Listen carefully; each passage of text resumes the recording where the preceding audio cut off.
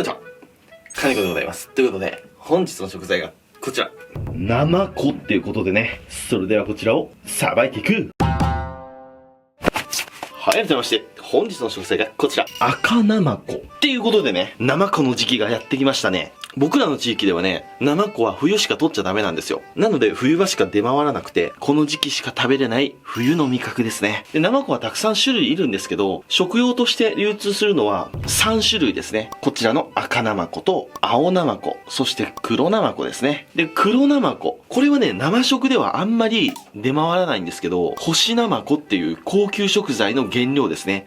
中国の方ではね、とっても珍味で高く取引されてます。というわけで今日はこちらの赤ナマコを使って何を作ろうか考えました。でもね、ナマコって言ったらもう大体生コスの一択なんですよね。生コス以外になんか上手くなるような料理ねえかってお風呂でね、10分ぐらい考えたんですよ。考えた結果、ナマコを使って酢豚風豚肉をナマコにしちゃうっていう。それだったら美味しいんじゃないかなと思って。ナマコと酢の相性は抜群ですし、火を通すと柔らかくなりますんでね。なんで今日はこちらのナマコを使ってナマコの酢豚、あと鉄板のナマコ酢もちょっと作っていきたいなと思います。そしたらまずいいナマコの見極め方ですね。これ新鮮なナマコっていうのはね、この背中のイボイボ。これですね、背中の方のこのイボですね。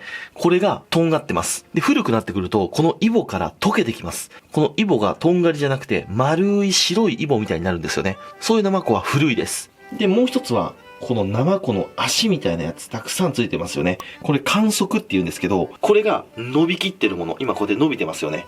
伸びてるってことは元気に歩こうとしてるナマコなので、イボが溶けてなくてとんがっていて、管足がしっかり伸びているもの。これを選んだ方がいいと思います。で、市場とかスーパーとかでこうやってナマコ、チューブで売ってること多いんですけど、袋に入ってるからといって、不用意にこう持って、こうやって見たりするのはあんま良くないですね。ナマコは衝撃に割と弱いので、こうやって動かしたりすると、すごい傷んでしまいます。なので必ずナマコは買ってからこうやって持つようにしてくださいね。市場とかでの暗黙のマナーです。気をつけてください。そしたらチューブから出していきましょう。お、2匹入ってましたね。こっちは3匹かな。だいたいこういうのはグラムで入ってることが多いので、小さいのと大きいの、こうやってね、組み合わせて入ってますね。そしたらナマコ仕込んでいきますね。ナマコはこうやって裏返した時に、口みたいに穴が開いてますよね。こっちがお口です。で、この穴がちっちゃい方、こっちがお尻ですね。でこの口の方にくちばしがついてますんで、ここは思い切って落としてください。で、お尻の方も、ちょっと落とします。そしたらお腹の方を割ります。こんな感じですね。そしたらくちばしがまだ残ってたらくちばしを取ってください。これがね、ナマコのくちばし。で、この内臓ですね。これが珍味のこの綿ですね。これも中の泥をしっかり抜いて、塩漬けにするととてもうまいです。取っておきましょう。1個のナマコからこんだけしか取れません。で、こういう状態にします。で、ここに筋がついてるんですけど、これ気になる人はスプーンで取ってください。でもね、これついてた方が僕好きなんで、これはあえて取りません。なんで、この状態にしていきます。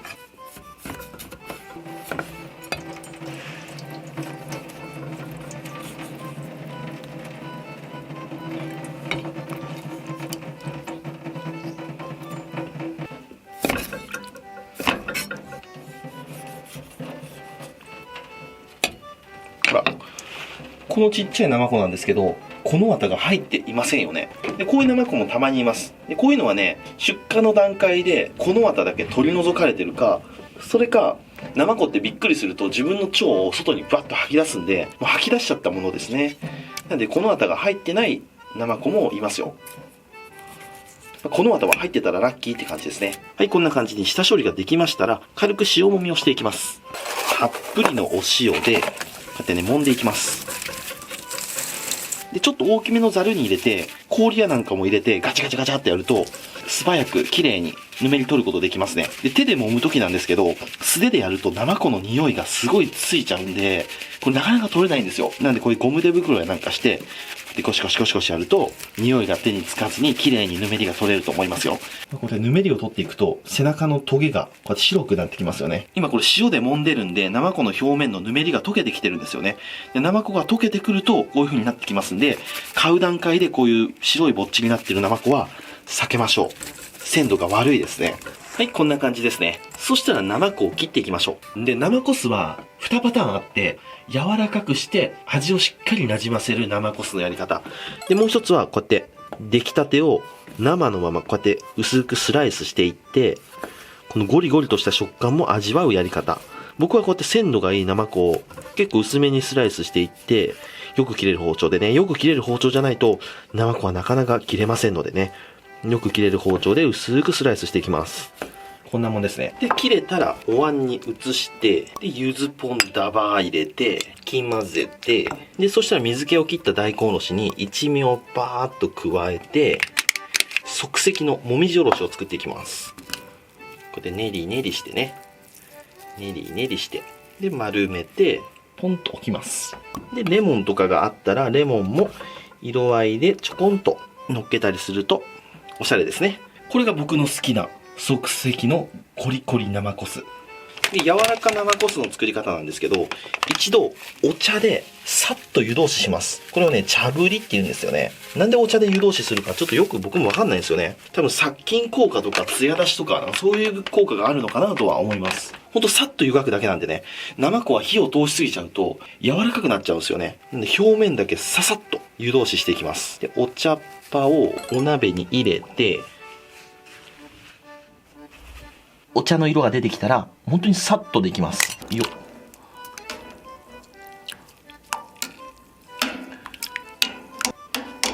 こんなもんですね。そしたらこれを半分に切って、柔らかいですね。包丁がほんとスーッと入りますね。そしたらこれを三杯酢につけていきます。三杯酢はね、本当に家庭で作り方全然違うんですけど、一番オーソドックスな作り方は、これですね、穀物酢。これです。蜜柑の穀物酢ですね。これをダーッと入れて、で、酢の半分よりちょっと少ないぐらいのお醤油。感覚ですね。こんなもん。で、お砂糖で味をつけていきます。甘めが好きな人はお砂糖をたくさん入れてください。で、そこに鷹の爪を1本入れて、で、時期的に柚子やなんかがあったら、柚子の皮も削って入れると、風味がついて美味しいと思います。で、今日ちょっと柚子がないので、レモン入れておきましょう。そしたらタッパーに3杯酢入れて、で、そこに先ほど茶ぶりした生子を漬け込んでいきます。これでね、だいたい3日から1週間ぐらい漬け込んで、切って食べてください。柔らかめの3杯酢生子の完成。さて、こっからが未知の領域。生子の酢豚風味作っていきます。生子酢がうまいっていうことは、生子と酢の相性って抜群なわけで、だから多分ね、酢豚風味は美味しいと思うんだよな。加熱すると柔らかくなるし。なんで、このぐらいに切っちゃってもいいと思います。このぐらい、しっかりと、分厚めに。ちょっと薄めのやつも作っとくか、一応。で、ジップロックに入れて、そしたらそこにニンニクをすります。生子にニンニクを合わせるってね、なかなかない光景だと思いますよ。で、ニンニクがすれたら、料理酒もちょっと入れます。で、そこにお醤油もちょこーっと入れます。で、もみもみもみもみ。もう、危ねえ。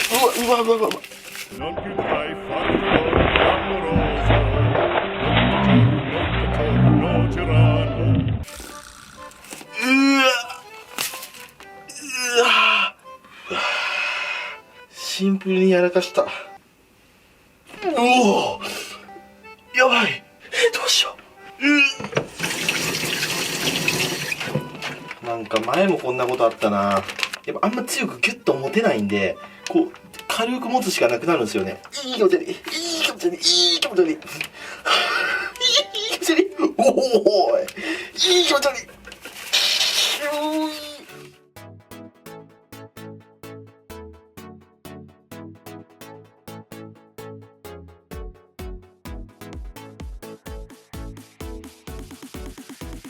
それではこちらをさばいていく。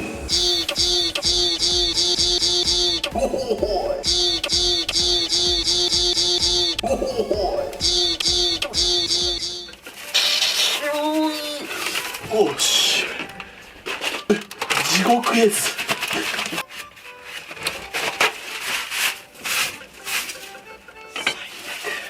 そしたらフライパンに油を垂らしてちょっと多めで、ここに生子を入れて焼いていきます。揚げ焼きですね。で、今日のお野菜が玉ねぎ、ピーマン、パプリカ、椎茸ですね。で、甘酢あんを作っていきましょう。お醤油をちょこっと入れて、で、同じぐらいのお砂糖を入れて、で、ケチャップとお酢を入れます。で、これで、即席甘酢あんのタレの完成。はい、生子がこんな感じになったら、お野菜。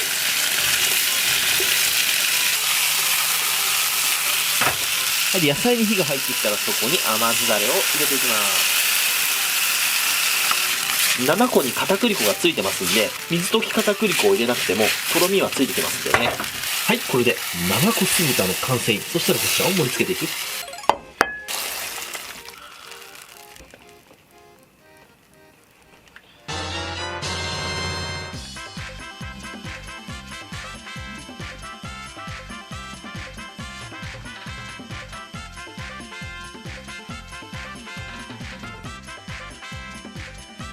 はい、じゃあ完成。いただきます。よっしゃ、食べていこう。思ったよりうまそう。生子酢豚。じゃあまずは僕の大好物、生子ポン酢からいきましょうか。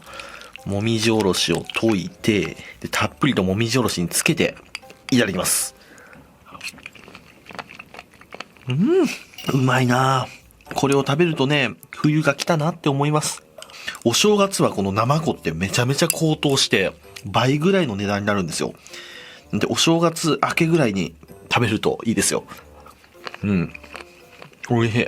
この漬け込んだやつは冷蔵庫で寝かせて、また後日普通に食べましょう。さあ今日のメインはこれですよ。こんなことするやつそういないと思いますからね。こうやって見たらさ、もうまんま豚ですよね。じゃあいただきます。柔らかいかな。柔らか。なんか新食感だな、これ。これね、まずくはないよ。うまいとは言わないですよ。まずくはない。食感はブニョブニョですね。で、この片栗粉のコーティングがね、どうしても剥がれてきてしまいますね。で、生子自体ね、やっぱそんな旨味がある魚介じゃないので、ちょっと旨味に欠けるなっていう感じですね。で、ほんのり生子の苦味が出てきますね、やっぱ。やっぱ豚肉とかの旨味が入ってない分、お野菜もそこまで美味しいなっていう感じじゃないですね。お野菜は甘酢でただ炒めただけって感じですね。はい、ということで今日はこちらの生子ポン酢と生子の酢豚風味ときましたら、お飲み物こちらでやっていきたいと思います。せーの、でんゲロのやつ。ショット。生子はね、日本酒でもいいんですけど、ビールも合うんですよ。はい、こちら、7対3ですね。いただきます。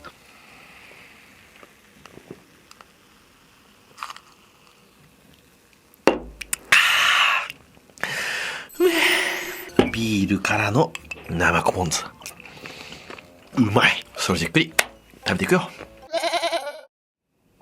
ごちそうさまでした。ということで、今日は今が旬の赤生子を使って、ちょっと変わった料理に挑戦してみましたけども、成功とは言えんかったな。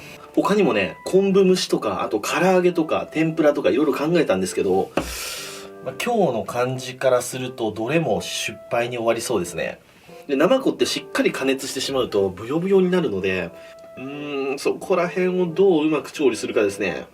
生子酢以外の食べ方、なんかあるかな。なんか皆さん、これいいんじゃないかなっていう食べ方がありましたら、ちょっとコメント欄で教えてください。またリベンジしたいと思います。というわけで今日はご視聴ありがとうございました。バイバイ。